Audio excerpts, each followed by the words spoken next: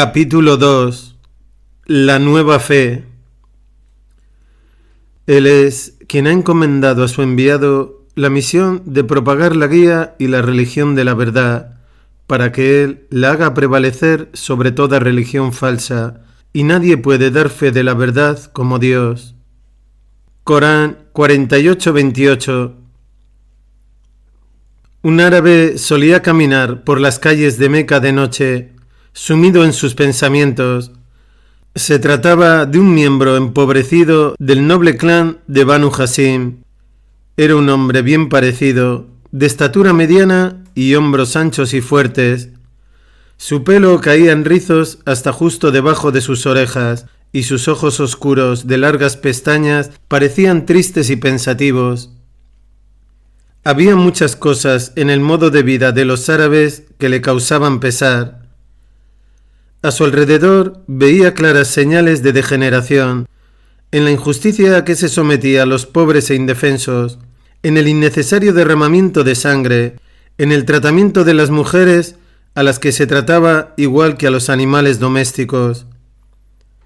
Se angustiaba profundamente cada vez que oía noticias de enterramientos en vida de niñas no deseadas. Algunos clanes de los árabes habían convertido el asesinato de sus hijas pequeñas en un horrendo ritual. El padre dejaba que la niña se criara normalmente hasta alcanzar la edad de 5 o 6 años. Entonces le decía que le iba a llevar a dar un paseo y la hacía vestir como si fuera una fiesta. La sacaba entonces del poblado o asentamiento hasta un lugar en el que había sido cavada una fosa para ella. Colocaba a la criatura de pie al borde de la fosa, y la niña, sin presentir su destino y creyendo que su padre la había llevado allí para una ocasión festiva, le miraba con ilusión, preguntándose cuándo empezaría la diversión. El padre entonces la arrojaba de un empujón dentro de la fosa, y mientras la pobre gritaba pidiendo ayuda a su padre, éste arrojaba grandes piedras sobre ella, aplastándola hasta que la vida abandonaba su tierno cuerpo. Cuando cesaban los últimos espasmos del cuerpo roto y magullado de su pobre víctima, llenaba la tumba con tierra y regresaba a su casa, a veces jactándose de lo que había hecho. Por supuesto, esta costumbre no estaba muy extendida en Arabia.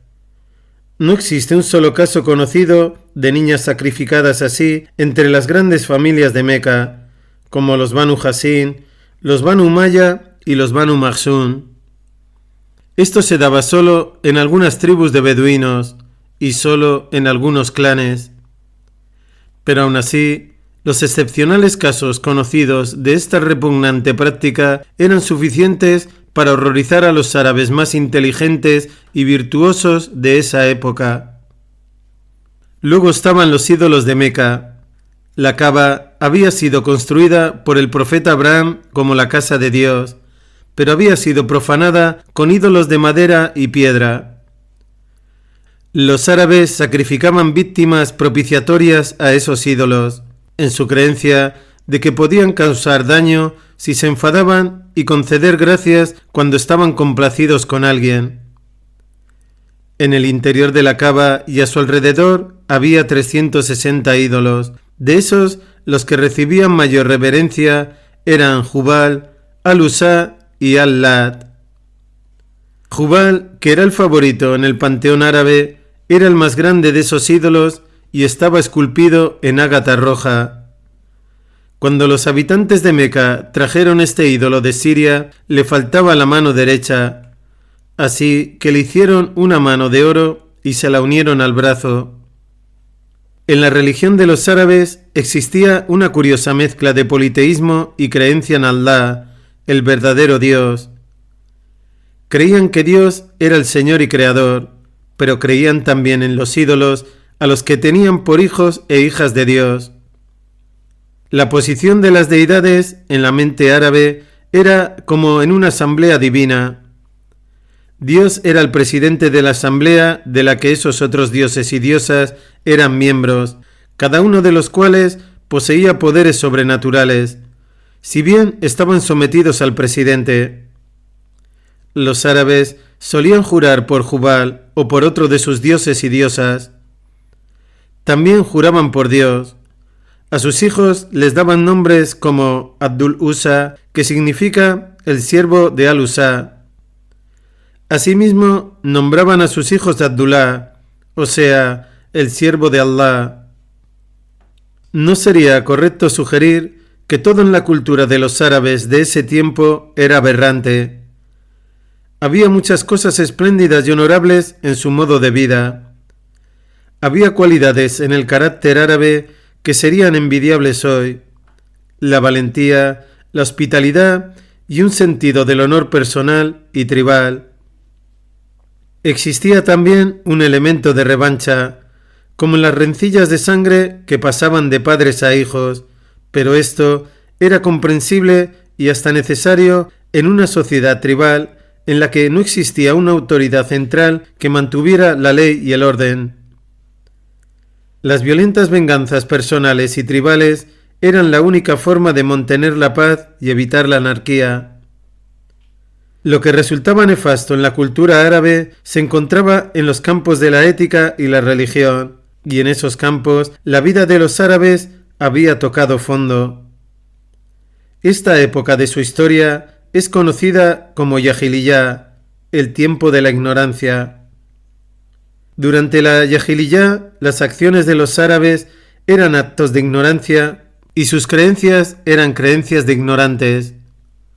La ignorancia fue, pues, no solo una época, sino todo un modo de vida. El árabe mencionado al comienzo del capítulo había tomado por costumbre retirarse un mes cada año a una cueva en una montaña cercana a Meca. En esta cueva se dedicaba a la meditación y la reflexión, esperando sin saber qué era exactamente lo que esperaba.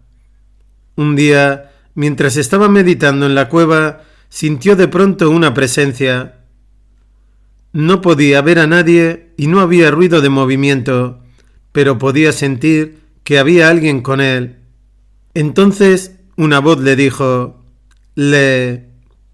Asustado por esta voz incorpórea, el árabe exclamó: «¿Qué debo leer?». En su respuesta la voz se hizo más fuerte: «Lee». De nuevo el hombre preguntó: «¿Qué debo leer?». La voz sonó más terrible al ordenarle con severidad: «Lee». A continuación la voz prosiguió en un tono más suave: «Lee en el nombre de tu sustentador, que ha creado al hombre de una célula embrionaria. Lee que tu sustentador es el más generoso, el que enseñó al hombre el uso de la pluma, enseñó al hombre lo que no sabía». Corán 96:1-5. Esto ocurrió un lunes del mes de agosto del año 610 después de Cristo. El mundo ya no volvería a ser el mismo, pues Muhammad, Dios le bendiga y guarde, había recibido su primera revelación. Había nacido una nueva fe. Cuando Muhammad, Dios le bendiga y guarde, recibió esta revelación, Khalid contaba 24 años de edad. Durante los 3 años siguientes, el profeta, Dios le bendiga y guarde, mantuvo esto en secreto, mientras seguía recibiendo la guía que le traía el ángel Gabriel. Después se le ordenó empezar a difundir la religión de Dios, y empezó por su familia y los más próximos de su clan. La mayoría de ellos, sin embargo, rechazaron sus enseñanzas y se burlaron de la nueva fe. Un día, el profeta, Dios le bendiga y guarde, decidió reunir a sus parientes más próximos e invitarles a una buena comida en su casa. Esto le daría la oportunidad de tenerlos a todos juntos en una situación que le permitiera hacerse escuchar. Organizó, pues, la comida y sus invitados disfrutaron de ella. El profeta se dirigió entonces a los asistentes y dijo: «Bani Abdul Muttalib, por Dios, no conozco a ningún hombre de los árabes que haya traído a su gente algo mejor de lo que yo os traigo. Os traigo lo mejor de este mundo y del próximo. Me ha sido ordenado por Dios que os llame a él. ¿Quién de vosotros me asistirá en esta tarea y será mi hermano y ayudante? La respuesta de los asistentes fue un completo silencio. Nadie contestó, y cada uno miraba a los otros para ver si alguno de ellos se levantaba en apoyo de este hombre. Entonces un muchacho de unos 13 o 14 años, desmedrado y de piernas endebles, se levantó y exclamó con una voz aún infantil: «Profeta de Dios, yo seré tu ayudante». Se produjo entonces un estallido general de risa entre los invitados, una carcajada grosera y burlona ante una escena para ellos ridícula, al tiempo que se levantaban y empezaban a marcharse. El muchacho, sin embargo, no se vio afectado por tal descortesía, pues inmediatamente fue abrazado afectuosamente por el profeta, Dios le bendiga y guarde. El profeta declaró: «Este es mi hermano y mi ayudante». El muchacho era el primo del profeta, Ali, hijo de Abu Talib. Fue el primer varón en aceptar el Islam de manos del profeta. La verdad, poco a poco empezó a difundirse. Unos pocos individuos, en su mayoría jóvenes o gente débil y desamparada, aceptaron la nueva fe. Eran pocos en número, pero su valentía era grande, y con ellos la esfera de la actividad del profeta, Dios le bendiga y guarde, fue expandiéndose. A pesar del rechazo e insultos que recibía de los Quraysh, él siguió abordando a la gente en la calle y en el mercado, advirtiéndoles del fuego que aguardaba a los malhechores. Se burlaba de sus ídolos de madera y piedra y les llamaba a adorar al verdadero y único Dios. A medida que sus actividades progresaban, la oposición de los Quraysh se hizo más enconada y perversa. Esta oposición estaba encabezada principalmente por 4 hombres: Abu Sufyan, jefe de los Banu Umayya, de nombre Sar ibn Harb; Al-Walid, el padre de Khalid; Abu Lahab, el tío del profeta; y Abu al-Hakam. Del primero y el último tendremos mucho más que decir en esta historia. Abu Sufyan y Al-Walid eran hombres de gran dignidad y respeto en esa sociedad. En sus ataques contra el profeta no se rebajaban en su dignidad usando violencia o insultos. La reacción inicial de Al-Walid fue su indignación. «¿Cómo va a recibir Muhammad la profecía?», exclamaba, «y no yo, que soy la máxima autoridad de Quraysh». ¿Y qué decir de Abu Masud, el jefe de Thaqif? Sin duda, él y yo somos los hombres principales de las 2 ciudades. Este anciano venerable vivía en su mundo particular, en el que todo dependía de la nobleza del linaje y el rango. Sin duda, estaba siendo injusto con el profeta, Dios le bendiga y guarde, pues el linaje de Muhammad confluía con el suyo 6 generaciones atrás, y la familia de Muhammad no era en absoluto menos noble que la suya. De hecho, en la historia reciente de la familia del profeta había alcanzado mayor prominencia que ninguna otra familia de Meca, ya que el abuelo del profeta, Abdul Muttalib, había sido el jefe supremo de todos los Quraysh de Meca. Según Ibn Ishaq, fue a causa de esta afirmación de Al-Walid por lo que descendió este versículo coránico. Y dicen también: ¿por qué no se ha hecho descender este Corán algún gran hombre de las 2 ciudades? Corán 43:31. Las 2 ciudades eran Meca y Taif.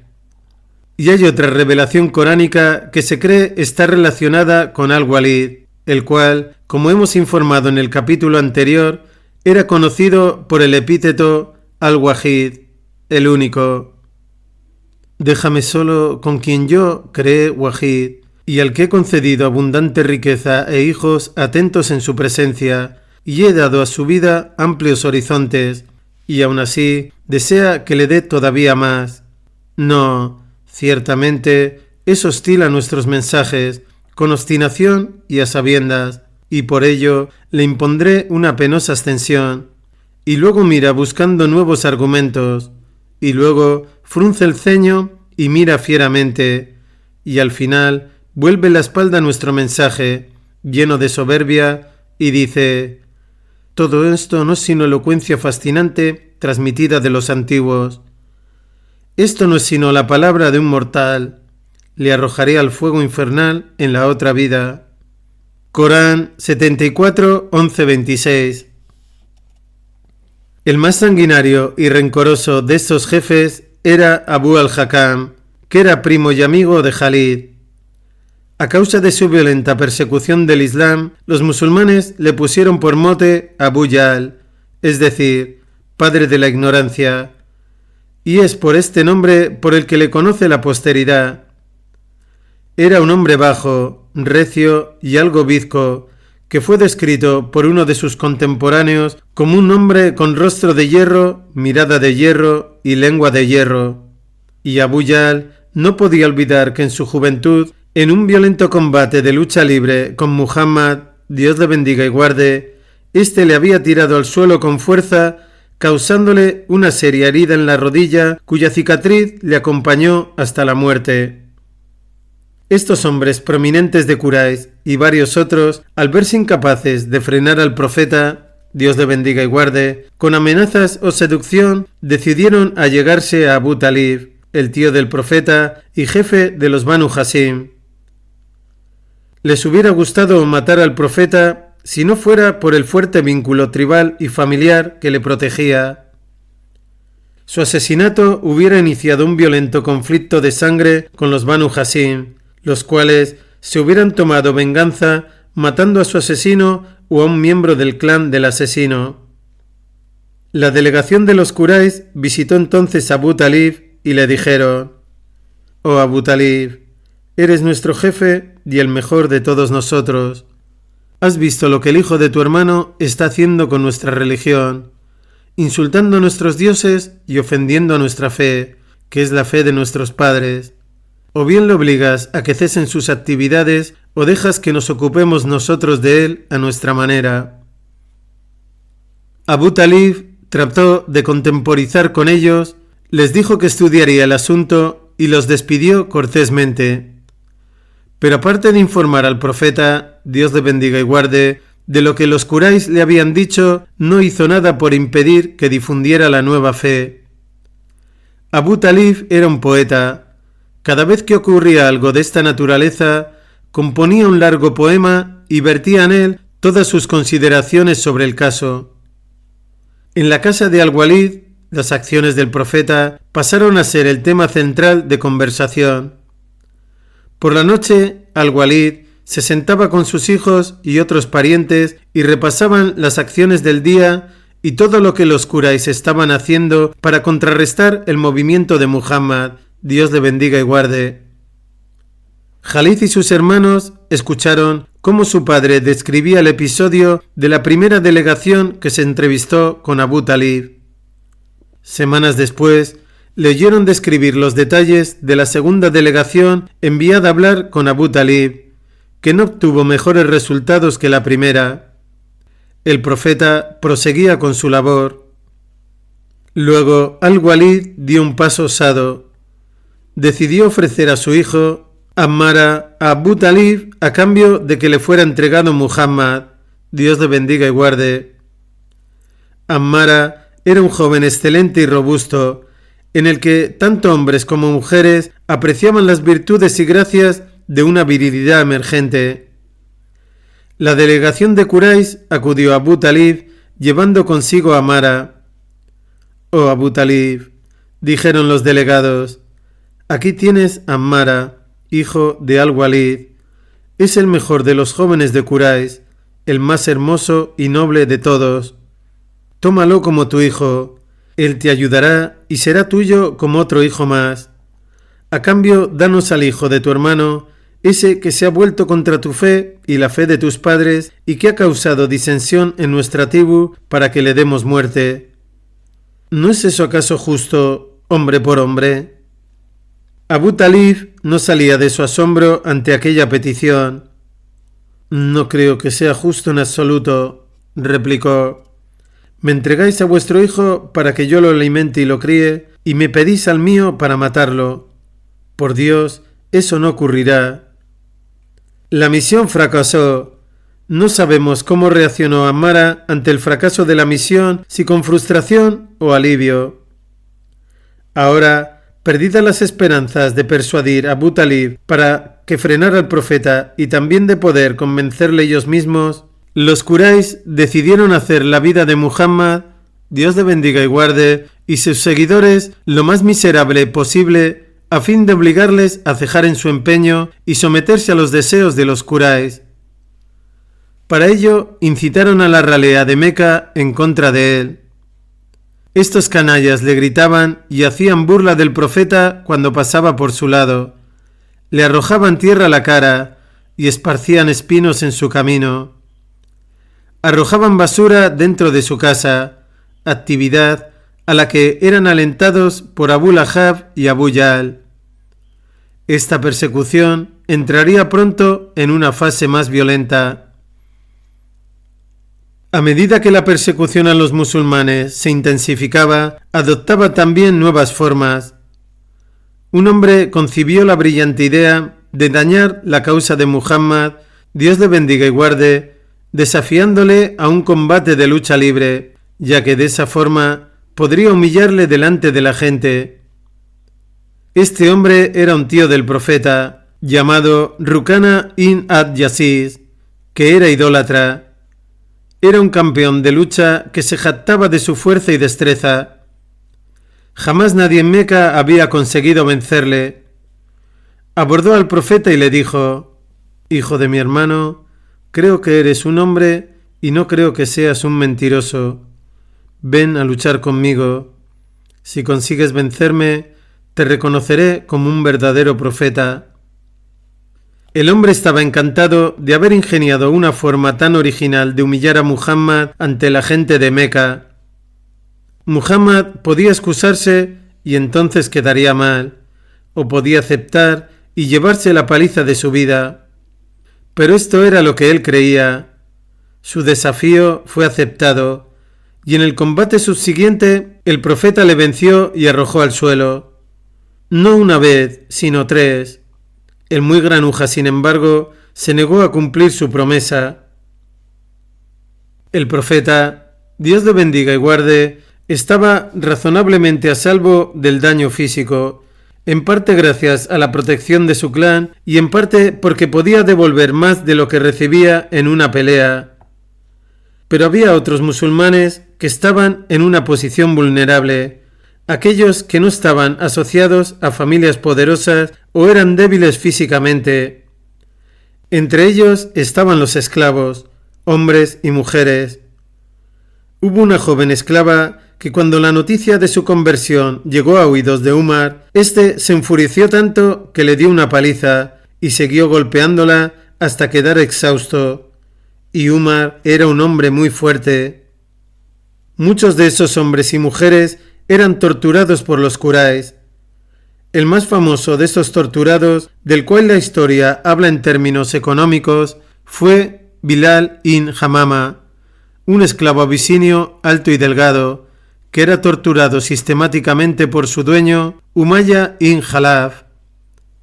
A mediodía, cuando el calor era más intenso en el verano de Arabia, cuando el sol secaba y cocía cualquier cosa expuesta a él, Bilal era obligado a tenderse sobre la ardiente arena con una gran roca sobre su pecho y era dejado a los rigores del inclemente sol.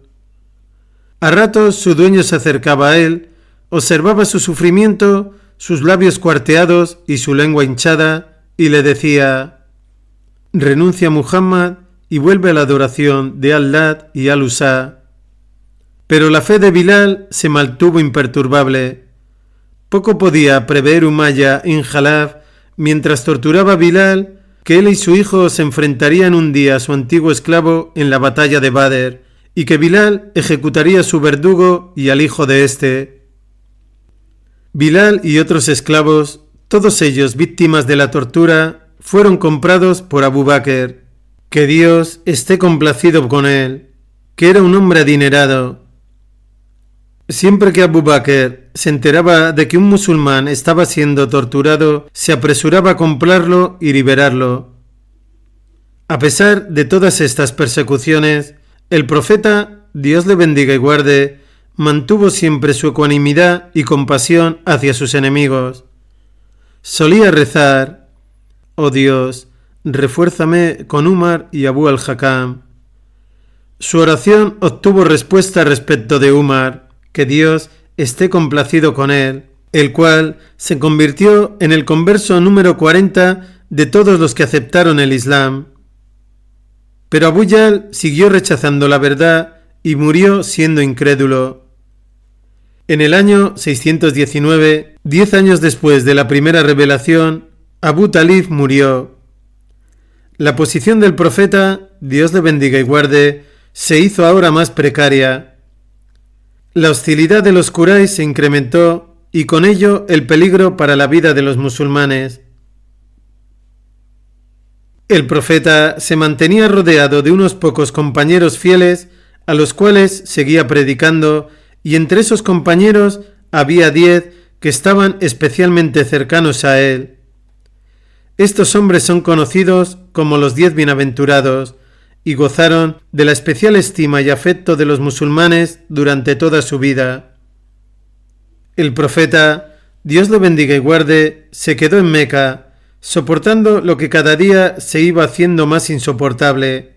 Entonces, un grupo de hombres de Medina, conocida en ese tiempo como Yasrib, hablaron con el profeta y aceptaron el Islam.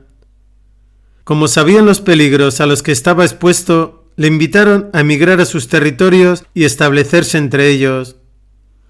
Con esta invitación llegó el permiso de Dios para que los musulmanes emigrasen y el profeta envió a la mayoría de ellos a Medina.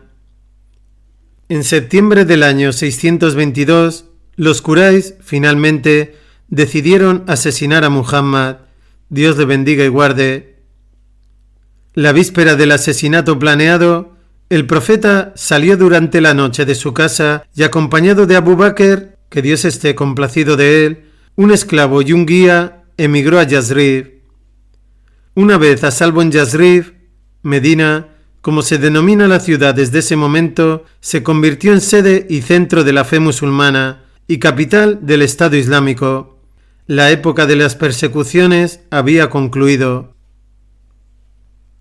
3 meses después de la salida de Muhammad, Dios le bendiga y guarde, de Meca, Al-Walid convocó a sus hijos a su lecho de muerte, porque sabía que se estaba muriendo. «Hijos míos», les dijo, «hay 3 cosas que os encarezco que hagáis. No dejéis de hacerlas. La primera es la deuda de sangre que tengo con los Yusaha. Aseguraos de tomar venganza. Por Dios, sé que no son culpables, pero temo que seáis objeto de reproche a partir de este día.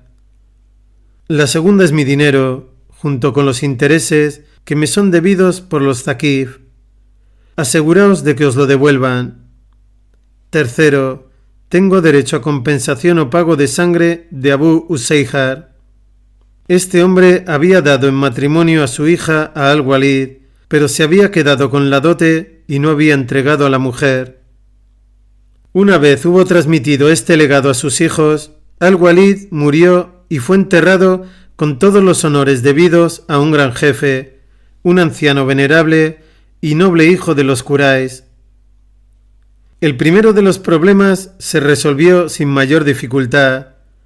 Los Yusaha pagaron el dinero de sangre y el asunto se zanjó sin violencia. El segundo asunto quedó pendiente de saldar durante muchos años y al final fue abandonado sin resolver. En cuanto al tercer asunto, o sea, la disputa con el suegro de Al-Walid, el hermano de Khalid, Hisam, decidió que no estaría satisfecho con nada que no fuera la sangre de Abu Usayjar. Aguardó más de 1 año antes de aprovechar su oportunidad. Entonces mató a este hombre. El asunto se puso realmente feo y existía el peligro de que derivase en nuevos derramamientos de sangre entre las 2 familias, pero Abu Sufyan intervino y consiguió que hicieran las paces, y no hubo más derramamiento de sangre. En los años posteriores a la muerte de su padre, la vida de Khalid transcurrió pacíficamente en Meca, disfrutando de la buena vida que su riqueza le permitía. También viajó a Siria con una caravana comercial a una gran ciudad llamada Bosra, que años más tarde se convertiría en objetivo de una de sus campañas militares. Desconocemos cuántas esposas e hijos tenía en aquel momento, pero sí sabemos de 2 hijos. El mayor se llamaba Sulaimán y el más joven Abdurrahman. Este último nació unos 6 años antes de la muerte de Al-Walid y alcanzaría gran fama en décadas posteriores como comandante en Siria. Sin embargo, de acuerdo con la costumbre árabe, fue el nombre de Sulaimán el que se perpetuó junto al de Khalid. Así pues, era conocido por su propio nombre, Khalid, como Ibn al-Walid, o sea, el hijo de Al-Walid, y también como Abu Sulaimán, o sea, el padre de Sulaimán. La mayoría de la gente le llamaba Abu Sulaimán.